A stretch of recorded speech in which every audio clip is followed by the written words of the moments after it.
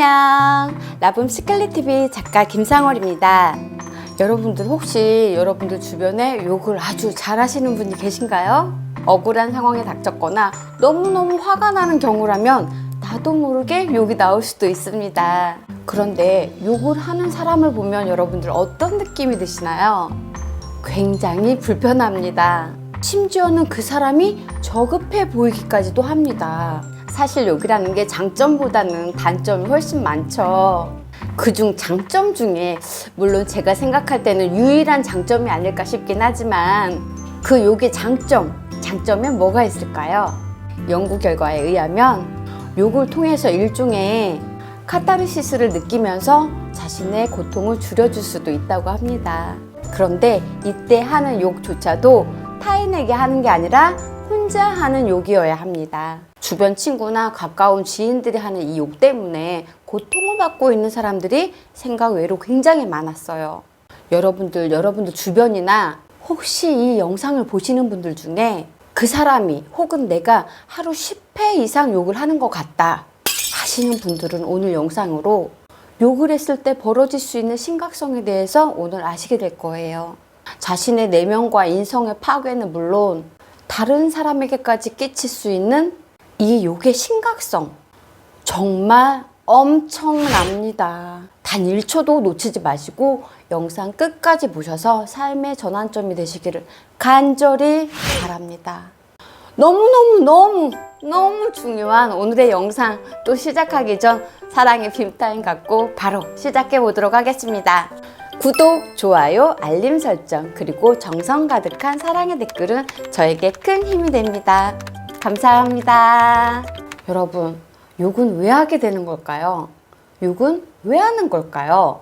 좋은 언어로 자신의 감정을 솔직하게 표현하면 될 텐데 왜 욕을 하는 걸까요? 욕을 왜 하세요? 욕을 하는 사람들이 욕을 하는 이유엔 딱 2가지 이유가 있습니다. 궁금하시죠? 저도 무지무지 궁금했던 부분입니다. 욕을 하는 이유 2가지 중에 그중 첫 번째, 정말 놀랍습니다. 그 첫 번째 이유는 그냥입니다. 그냥 아무 이유 없이 습관적으로. 허무하시죠? 놀라셨죠? 어이없으시죠? 더 자세한 내용은 계속 들어보세요. 그리고 욕을 하는 2번째 이유, 물리적 지위, 사회적 지위와는 아무 상관없이 자신보다 아래라고 생각하는 사람에게 욕을 합니다. 이런 사람들을 심리학 용어로 저권력자라고 표현합니다. 인정하고 싶지 않으시겠지만 결국 내 앞에서 욕을 하는 사람은 그 어떤 분야가 됐든 나를 자신의 아래로 보는 사람이라고 해석할 수 있습니다. 실제로 입에 욕을 달고 사시는 30대 남성이 있었어요. 이 남성에게 욕은 욕의 개념이 아니라 일상 용어처럼 표준어처럼 쓰는 사람이었어요. 그때 이 남성이 다니는 회사의 사장님이 남자 사장님이셨어요. 이 남성은 충견이라고 표현을 해도 어색하지 않을 만큼 그 남자 사장님을 잘 따랐고 어떤 무리한 명령을 내려도 죽으라고 했을 때 죽는 신용까지 할 정도로 충성이었어요. 이 남성이 그 남자 사장한테 욕을 할 리 만무하겠죠. 그렇게 시간이 흐른 후 직장을 옮기게 됐는데 그 직장 사장님은 여사장님이셨어요. 이때 본색이 드러나더라고요. 제3자가 보기에도 민망할 정도로 입에 욕을 달고 있더라고요. 자신에게 월급을 주는 사장임에도 불구하고 욕을 서슴지 않고 하는데 그 사람의 주변 사람이라고 해서 이 여사장에게 정중하게 대할 리 만무하겠죠. 이 여사장이 참다 못해 제발 욕 좀 하지 말라고 한마디 했나 봐요. 그런데 이 남성은 오히려 더 큰 소리를 치면서 사장님을 욕한 게 아니라 그 사람을 욕한 거다, 오버하지 마라 하면서 변명 아닌 변명을 하더라는 거죠. 그러면 결국 이 자리에 없는 사람 욕을 하는데 그 욕을 이 사장이나 다른 직원들이 듣고 있던 거죠. 그러면서 미안하기는커녕 오히려 더 큰 소리로 제압을 하는 거죠. 이 남성은 참 이중성이 강했는데 자신의 친구나 만만한 사람 앞에서는 입에 욕을 막 달고 사는데 자신이 관심 갖는 이성이 있다거나 자신보다 강자라는 판단이 서는 사람 앞에서는 순한 양이 된다는 거죠. 그래서 이 사람 평판은 인성이 좋다, 사람 좋다라는 말도 듣고 있더라고요.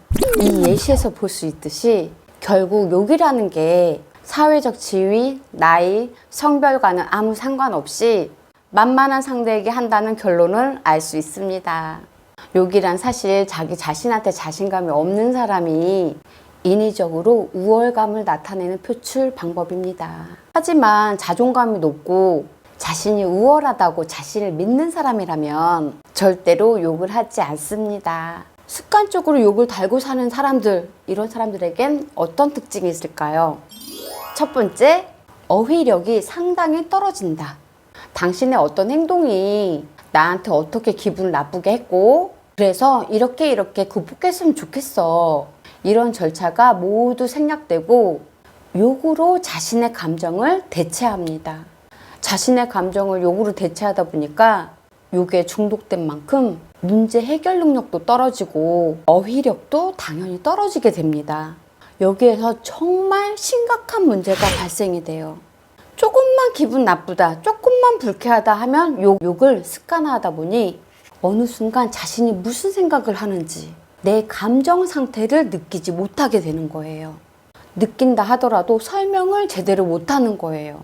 감정도 무뎌지고 어휘력도 현저히 떨어지기 때문에 결국 내가 뭘 원하는지를 몰라요. 이렇게 타인과의 소통이 힘들어지는 거는 물론이고 자신의 감정을 돌볼 수 없는 최악의 상태에 빠지게 됩니다. 욕 잘하는 지인분이 한 분 계셨어요. 그분한테 제가 한 번은 이렇게 물어본 적이 있어요. 선배는 꿈이 뭐예요? 뭘 하면 행복할 것 같아요? 이렇게 물었더니 그 선배가 말씀하시더라고요. 18. 내가 그 단계에 있을 것 같니? 라고. 매일 게임 속에서 살고 욕을 달고 살고 술독에 빠져서 사시는 그분은 제가 보기에도 미래는 없어 보였어요. 지금 든 생각인데 그 선배가 불쌍하다는 생각이 드네요. 자신이 무슨 생각을 하는지 인지하지도 못하는 상태이고 설령 느낀다 하더라도 그걸 표현할 수 있는 방법이 유일하게 욕밖에 없다니 얼마나 슬픈 일이에요. 정말 슬픈 일입니다. 커피숍 가서 카페 모카 한 잔 주세요. 라이브 카페 가서 이선희의 그중에 그대를 만나 연주해 주세요. 콕 집어서 주문해야 하는데 그거 있잖아. 그거 중얼거리다가 결국 아무것도 못하는 상황이 되는 거잖아요. 욕하는 사람들의 특징, 그 두 번째, 지능이 낮아진다. 언어폭력이 가해자와 피해자에게 어떤 영향이 있는지 MRI를 촬영하는 실험이 있었어요. 그동안 상대가 거칠고 나보다 강자여서 말도 못하고 험한 말, 욕설을 괴롭게 들으면서 참고만 계셨나요? 가까운 사이여서 기꺼이 참고 버티셨나요? 그렇다면 이 영상을 그분께 보여주세요. 이 MRI 결과 피해자와 가해자의 뇌 해마 크기가 예상대로 평균보다 작았고 뇌회로 발달도 느리다는 결과가 나왔습니다. 욕을 하는 가해자도 욕을 하면 스트레스가 해소될 것 같지만 전혀 그렇지가 않다는 거죠. 오히려 적절하게 표현해서 문제를 해결하지 않아서 머리가 나빠졌다는 결과가 나왔습니다.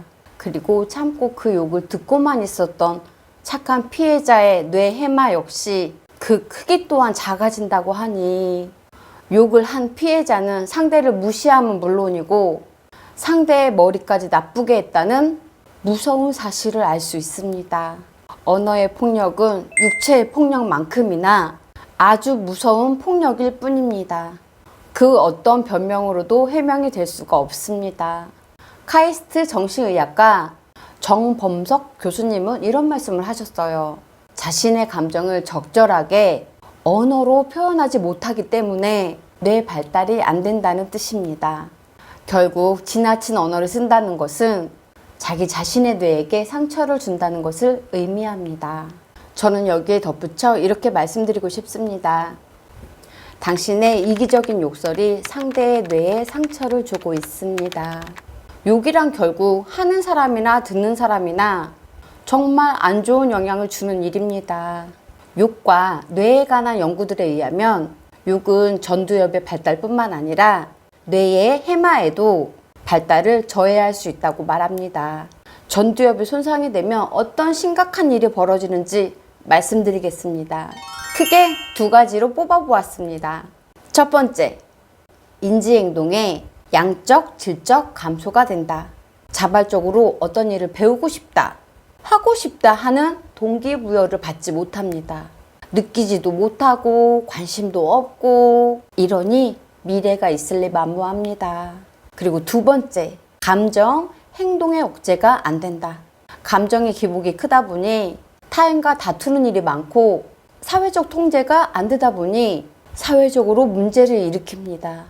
이들은 자기 멋대로다 보니 무절제한 성적 행동도 서슴지 않습니다. 이 상태라면 사실상 공동체 생활이 힘들다고 볼 수 있죠.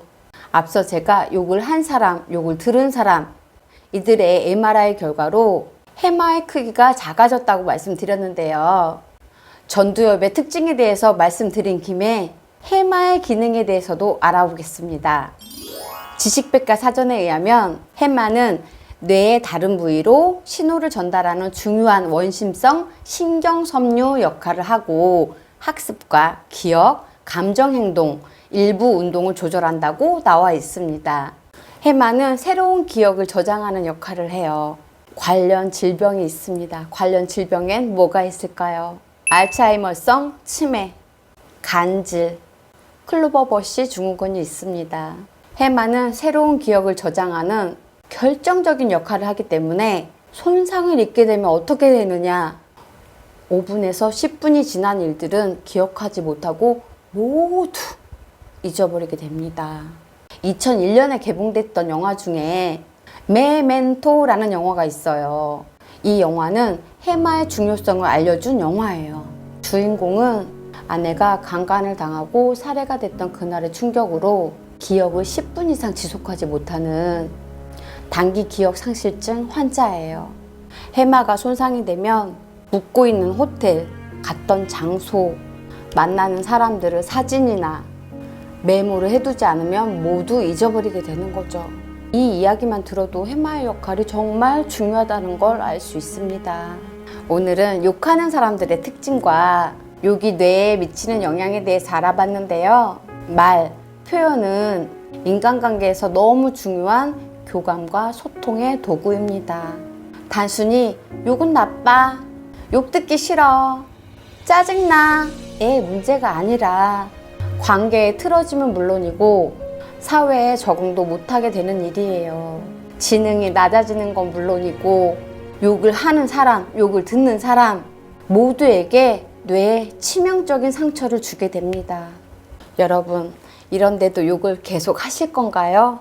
욕을 하는 사람은 아무 생각 없이 습관적으로 하겠지만 듣는 사람은 굉장히 수치스럽고 치욕스러운 일이에요.